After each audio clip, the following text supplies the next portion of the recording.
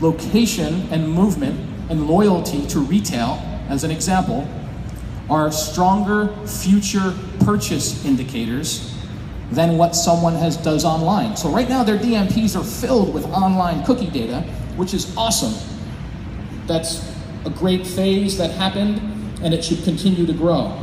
But now, augmenting that with real world, physical visitation understanding, we know for sure these X million devices go to Target 3 times a week and go to Walmart once a month.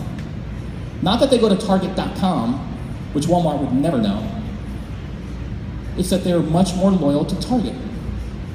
Walmart wants that audience. They'll pay dearly for that audience and to understand the characteristics, what's driving those frequent visits to their #1 competitor.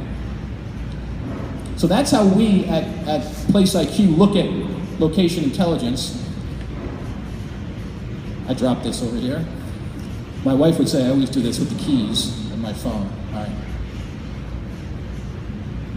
Mike, where's Mike from Discover? So Mike made a point before I thought was such a great point to make in the early part of the day.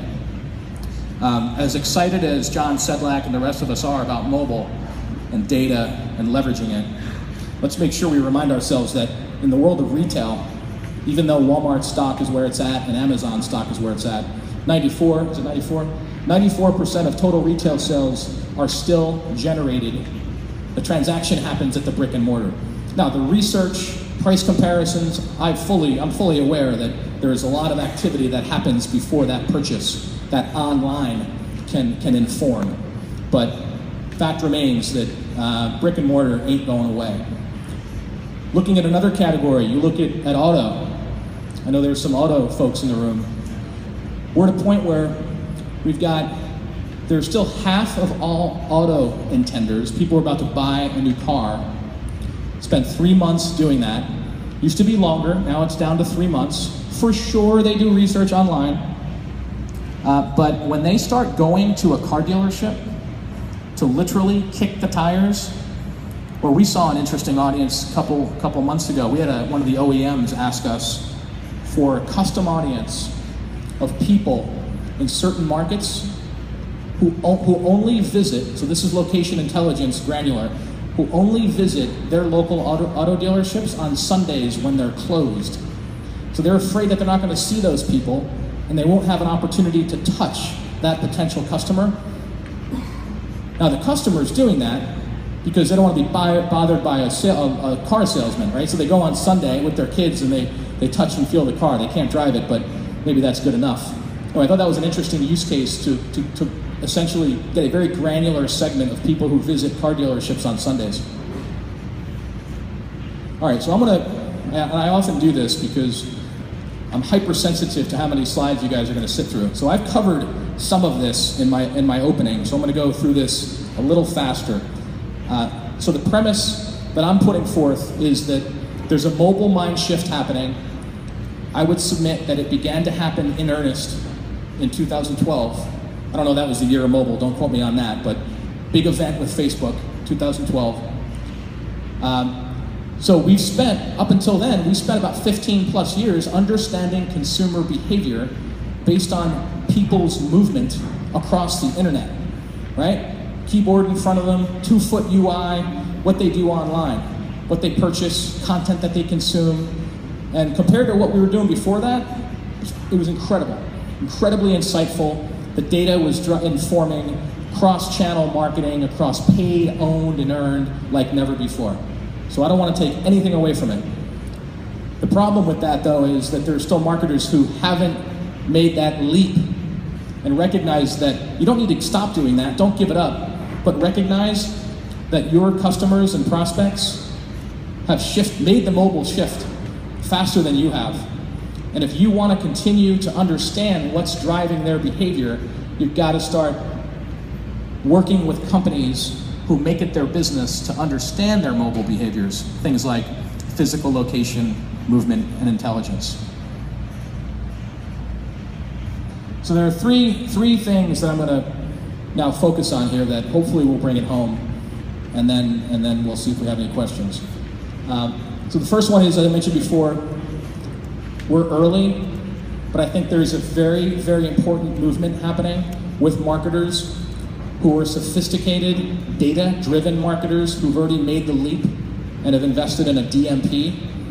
So that's a great, those are the Glengarry leads. If you're selling mobile, local intelligence, you want to go meet those marketers who have already committed to a DMP, because someone there has assigned budget and importance to data.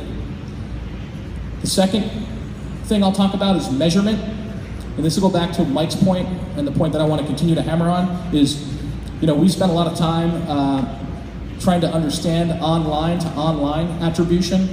Great companies out there, companies like Convertro, Odometry, I think Clear Sailing was another one. But what about understanding online ad exposure or exposure to online content in driving foot traffic to retail or brick and mortar? And then there are going to be a couple, I'll crank through them real fast, a couple of what I think are going to be some innovative green fields that people aren't really talking about, but we're starting to see at PlaceIQ. All right, if you Google DMP, and I didn't want to pull a Blue Kai wireframe up because it would be, I don't know, I just thought it was a little self-serving. So this is one that we pulled up. So you guys know what a DMP is, data in on the left. Most of that data heretofore has been coming from website activity. So marketers are just starting to understand that the activity that people have on their mobile devices is worthy of being put into the DMP. What the DMP marketers have realized, and this is only 6-9 months because I've met with a ton of them, is the most valuable data sitting in their DMP, it's undisputed, is their first-party data. Right? The third-party data tends to get, if they can get it cheap enough, they'll buy it, but the most important data is their first-party data. People who go to their owned and operated websites, mobile sites, come from their CRM databases, that sort of thing. What they've begun to realize is with mobile, and if you can truly understand physical location and movement, there's a way to augment your first-party data sets with data that's identical, but isn't necessarily yours. I'll go back to the example before. Target would never give Walmart their first-party data from people who visited Target.com. Never do it. But what if Walmart found a way to get access to the data, mobile data, location and movement data for people who went to physical targets, right? That's not IP. That Target doesn't own the physical world geography. So, and it goes vice versa. So you can just think about the advantages of augmenting your current first-party database with other second-party or third-party data that has the same characteristics of that first-party data. You increase the scale tremendously. And then the activation channels through which that data can be executed or deployed become more abundant. This is the measurement use case, and this one's pretty straightforward. If you've got, oh, it's not going back.Maybe it froze. The measurement use case. So we happen to have a product. There are a few products in the industry. Ours is called PVR, Place Visitation Rate. So what we're trying to understand is, for people who were served an ad on either a mobile device or a desktop computer, did they, after seeing that ad, did they visit Best Buy? Did they go to the Ford dealership? Just want to know. And the way that we determine it is we understand the lift that advertising may drive. So we do a control group, we do an A and B control groups. So we do a group, we understand the characteristics, the likely visitation to that physical location characteristics of people who were not exposed to ads, and then we understand those who were exposed, and we do these reports that are driving incredible amounts of attention across the entire retail, auto, travel, QSR landscape. So you want to know what's working and what's not. So this is one of the ways to do it, and then there are custom versions of this capability that allow you to get very granular. This is a super interesting one for me. And the reason is, so I mentioned before that, I've been involved in a pure play mobile company now for 8 months. And before that, for years, I was an ad media guy. But for about 5 years, I've been focused on enterprise solutions. And I learned to sell enterprise products, technology platform products, when I was at BlueKai. And what we're starting to see here with companies like PlaceIQ is that there are some underlying technologies and analytics tools that are sitting in front of us that aren't media, aren't necessarily informing media, but have incredible value to offer some of the largest corporations in the world. So here's one. It's a product that we built. It's called Real Estate Site Selector. So because we're sitting on this treasure trove of data, we understand demographic, location, movement, purchase pattern characteristics of 100 million people. The next time Home Depot opens a new store, they don't need to put down that wire cord across the street to understand how much traffic is likely to go by that store. They can license from us our real estate site selection product, where we can analyze who's going to current stores, what do they look like, how do they compare to who's going to Lowe's, is that store in the right place? The development that you thought was going to go up to support that store never happened. Where are people coming from who go to the Walmart? Are they coming from work or are they coming from their home? What are their demographic characteristics? What highways are they taking to get there? Those are incredibly granular yet insightful ways to understand where you should or should not put a store, where you should expand or where you should close. That product is being licensed as we speak. And the last example I'll describe quickly is that this was a use case. We've done it once, and now it's out of beta, and it's a product we're very excited about. It's an airline product where one of the great things about airlines, what the American airline industry has done for us, is terminals tend to be one airline rich, one airline concentrated, right? So Terminal C in Newark is all United.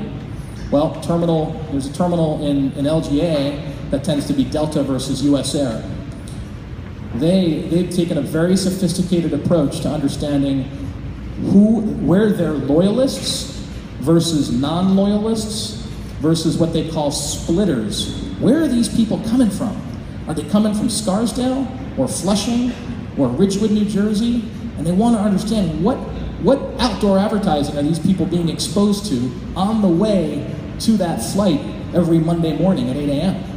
So you think about it, the reason I'm mentioning these quickly is, we're a media-driven industry.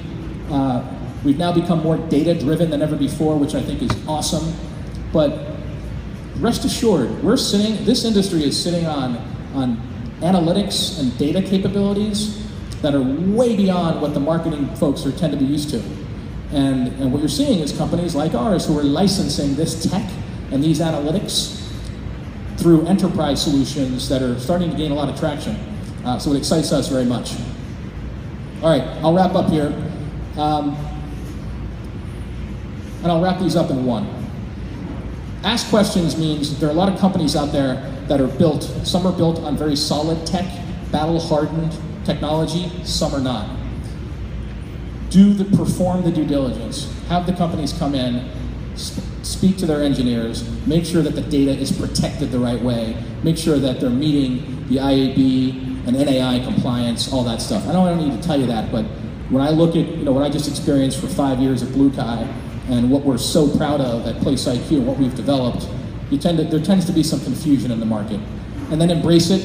I would say if I were a marketer, if I were a CMO, I would embrace this stuff as quickly as I could, because not only is it exciting, but it can help me keep my job as a CMO and keep me relevant in this industry.